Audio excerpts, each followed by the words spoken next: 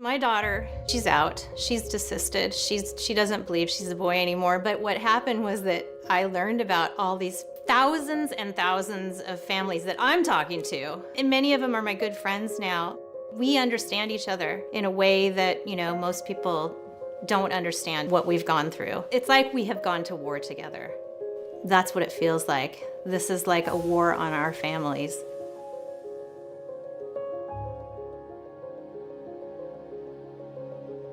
At the beginning of the school year in 5th grade, my daughter, when she was 10, her teacher emailed me and he was using a different name.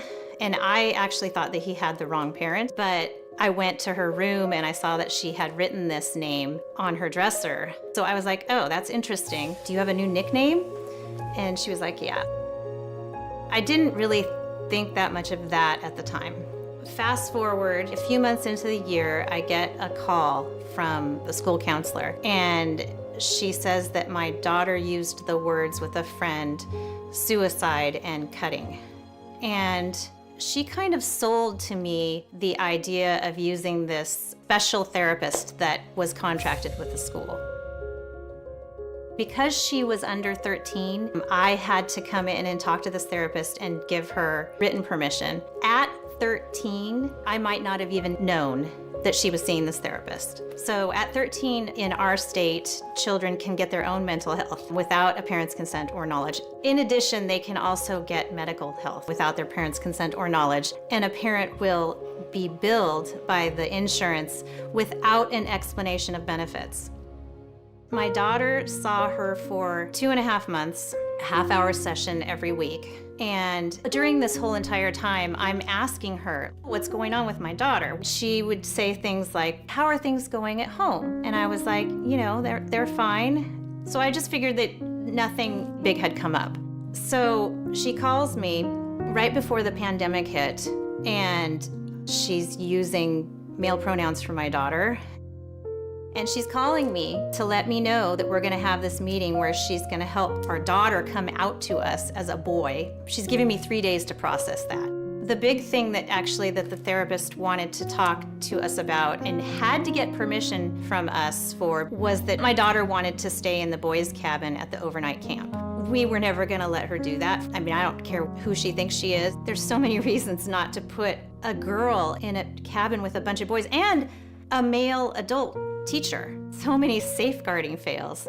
The school had to ask us because she was under 13. So again, at 13 in our state, they could have done that and we wouldn't have even known. They don't allow the parents to even know about it, let alone stop it.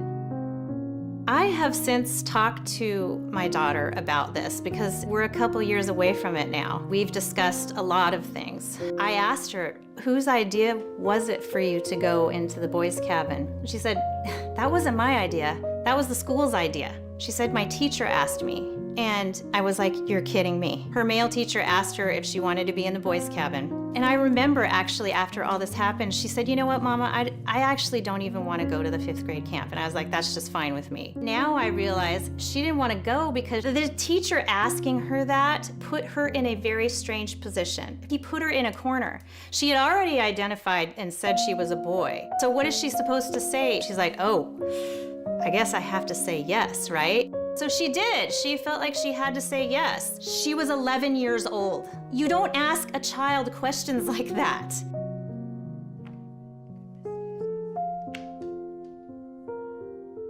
We decided not to have the meeting with the therapist. We didn't think it was going to be a good idea for our family. That was going to set us up in an adversarial position with our daughter. And we just pulled back from everything. We took her out of school right when the pandemic hit because we didn't trust them anymore.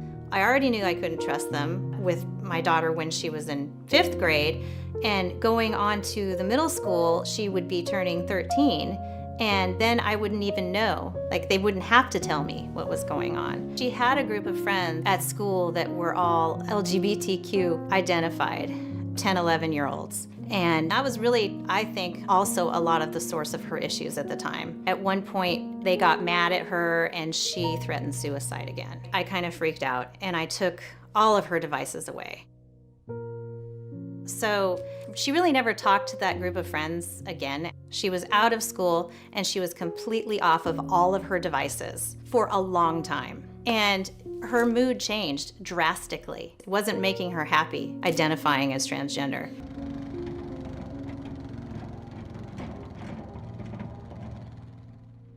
I think that a lot of people think that using, the pronouns and affirming a child who says they're the opposite sex, that is about kindness, but it's very much a medical situation and it's about harm being caused to them and self-harm. I mean, children are cutting off their healthy breasts and testicles and doing things to their bodies that they can't undo. So of course parents are concerned when their children identify this way because it carries a heavy medical burden which they will have for the rest of their life.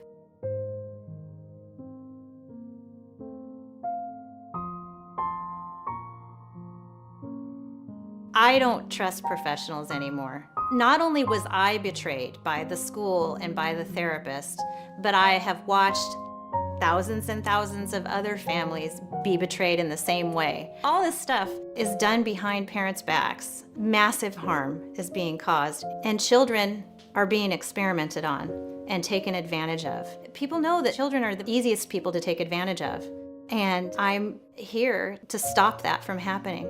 That's why I keep fighting, to help families that are being destroyed by this.